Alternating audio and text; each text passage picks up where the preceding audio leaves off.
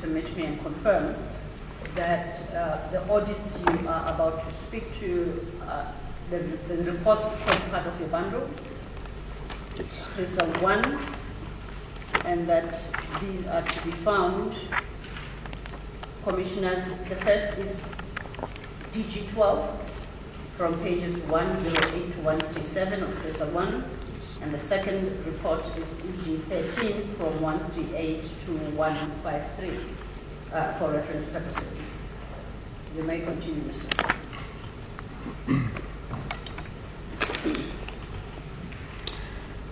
Chair, the STPP process was the subject matter of two internal audit reports requested by the then General Manager of Aero Maritime of Omscore, requesting the internal audit division as well as the Quality Engineering Services division in Omscore to conduct these audits into the process. The first internal audit report was carried out over the period 6 to 30 November 1998, and the second internal audit report was produced on the 21st of July 1999. These audits were performed on the request of the General Manager, Aeronautics and Maritime, in order to inquire whether the process followed during the evaluation of the STPP were proper and transparent. The internal audits were carried out by Mr. J.G. Grobler of Internal Audit, Dr. B.J. van Tonder, and Mr. W. van der Walt from the Quality Engineering Services divisions.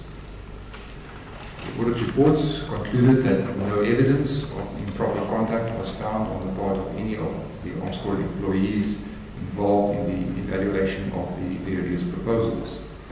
The reports of the teams that evaluated the technical merits of the proposals were adequate and contained sufficient information to verify the adequacy of the procedure that were followed and the appropriateness of the recommendations made to the SOFCOM.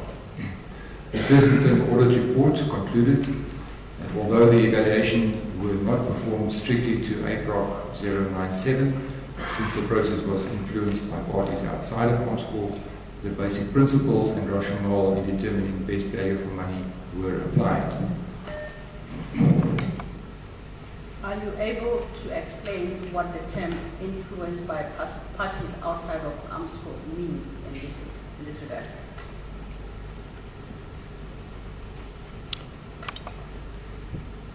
The Omscore practice that was applicable at the time, APROC 097, indicated that the evaluation team should be led by Omscore, that the evaluation report should be signed by the appointed structures within Omscore in terms of the delegations. There were some cases where those reports were not signed by Omscore but were signed by parties outside of Omscore.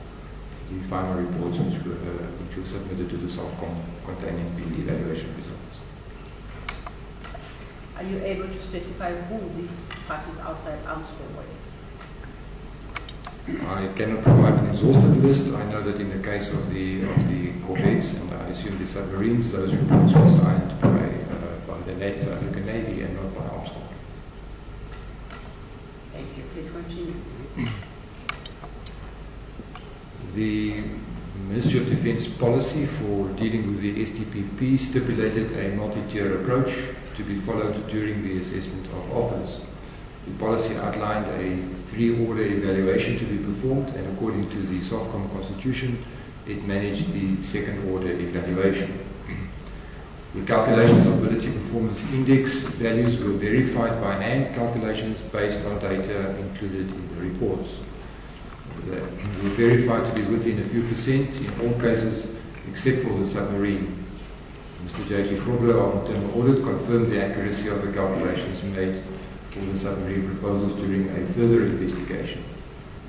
On instruction of the SOFCOM, all final offers were evaluated and no offerer was excluded due to non-compliance with any critical requirements. It must be noted that all offers were considered to meet the Defence Force's minimum technical requirements, and the reason why the internal auditors made this note is that in terms of Omscore's normal process, where we have critical requirements, any offerer that does not meet all the critical requirements would be excluded from further evaluation. In the case of the SDPPs, a SOFCOM decision was made that all offerers should be further evaluated. Since all of those offerers were actually selected or were shortlisted based on the fact that they all met the minimum threshold performance of that was stated by the users, and that is how they became onto the shortlist. So the SOFCOM indicated that if there were any of these criteria which were not met, they should be further evaluated. And the Commission will recall that, for example, in the case of the Advanced Light Fighter Aircraft, the EADS on the aircraft, as well as Dassault for the Mirage 2000, did not offer any financing option. Those were specific requirements of the RFO, and under normal procedures, if any offerer did not supply the required information and stipulated in the RFO, they would have been excluded from the evaluation. In this case, they were evaluated and the results were presented. Just to clarify, you stated that the inclusion of those bidders who did not comply with critical requirements was based on a decision by SOFCOM specifically, did you say? Yes, the SOFCOM indicated that during the evaluations, if there were some of these bidders which did not meet the full requirements, they should still be evaluated and presented for full visibility to the decision makers as to what the situation was. They should not just be excluded and no further visibility given to them. As a member of SOFCOM, are you aware of any policy directive that authorizes SOFCOM to take such a decision? No. Thank you, you may proceed.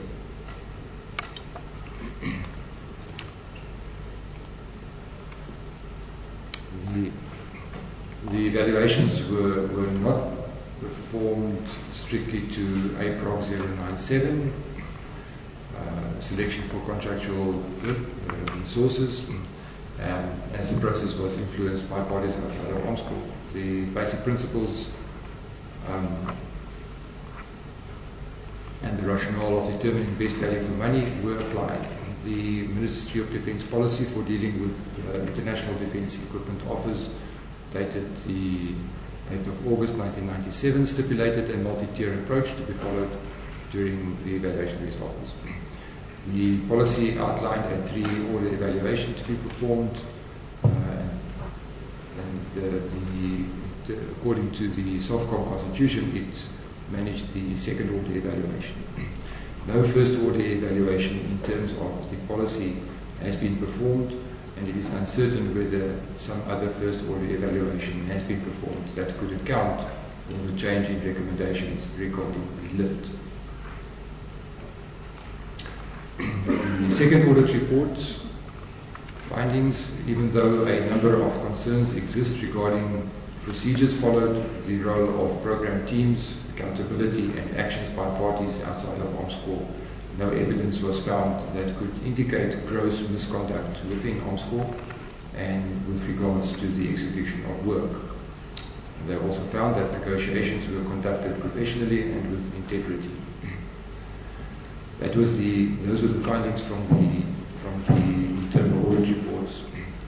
Chair, I would just, with your permission, just indicate some of the recommendations made by the Joint Investigating Team into the Special Defence Packages and to what extent those recommendations pertaining to us were in fact implemented. The following recommendations of the Joint Investigating Team, consisting of Public Protector, National Prosecution Agency and the Auditor General into the SDPP process, related to the acquisition policy. Paragraphs 14.2.1 of the JIT report states that it is recommended that the policy document referred to in paragraph 325 above, which is VB 1000, be further refined with specific reference to the lessons learned from the acquisition process and the investigation as reflected in this report. The staff of the Department of Defence and OMSCO involved in procurement should be properly trained to ensure that they assimilate and fully understand the policy with a view to its effective implementation. Paragraph 14.2.6 of the JIT report indicates that adequate audit trails with particular emphasis on the visibility of supervision, decision-making and assumption of responsibility should be in place at appropriate levels in the procurement process. And paragraph 14.2.11 states that the guidelines contained in the Defence Review that relate to the selection and appointment of subcontractors must be followed, and steps taken to ensure that an open and fair process is adhered to for the selection of subcontractors. The implementation of those recommendations, subsequent to the release of the JIT report, a total review of the DoD Arms Corps acquisition policy was initiated, amongst others, addressing the recommendations from the Joint Investigating Team. This culminated in the promulgation of the DoDI Act No. 5 of 2003, known as DAB 1000, on the 1st of September 2004. This document was subsequently reviewed and updated version was implemented on the 1st of July 2010. And that is my conclusion, Chair. I would like to conclude by stating that although there were a number of deficiencies, and this is quoting from the internal audit report, a number of deficiencies to the standard Arms Corps procurement process.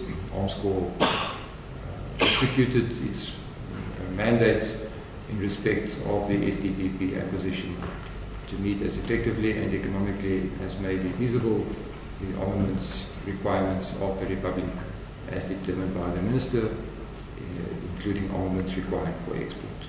Thank you, Chair. Thank you, Mr. Crystal. Chair, just to state for the record, the minute of the AAC of the 13th of July,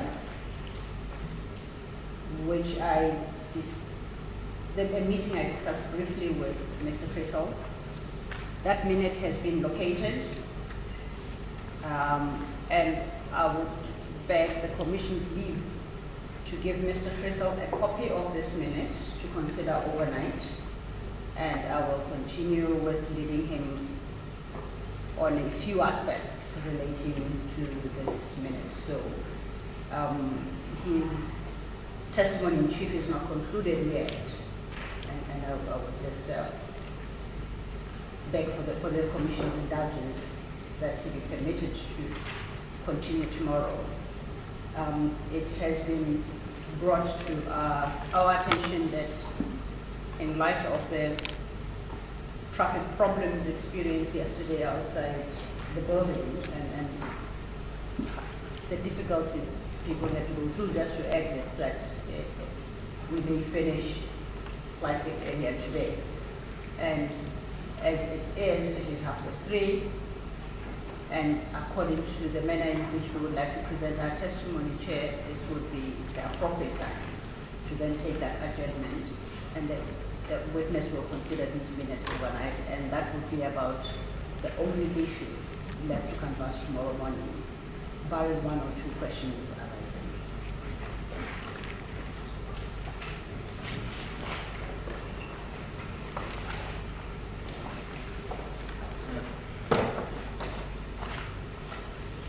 We will adjourn until tomorrow morning.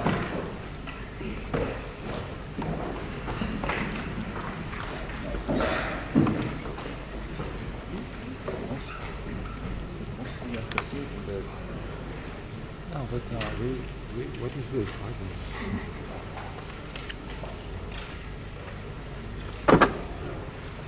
And somebody put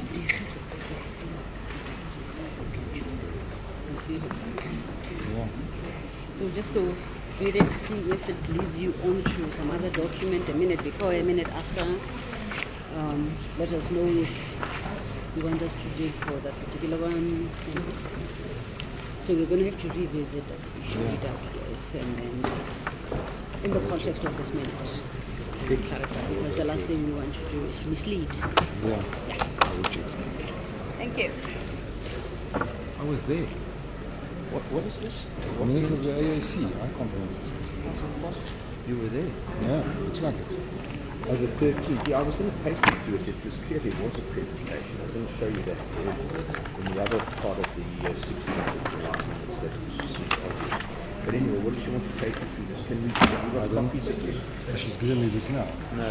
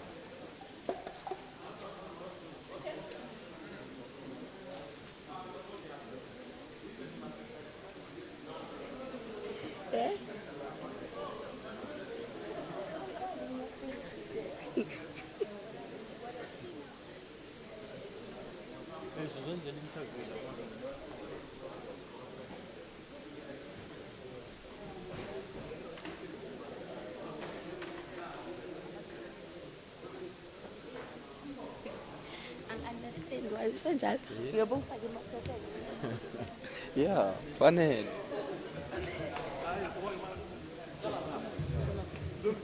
Where do we put it?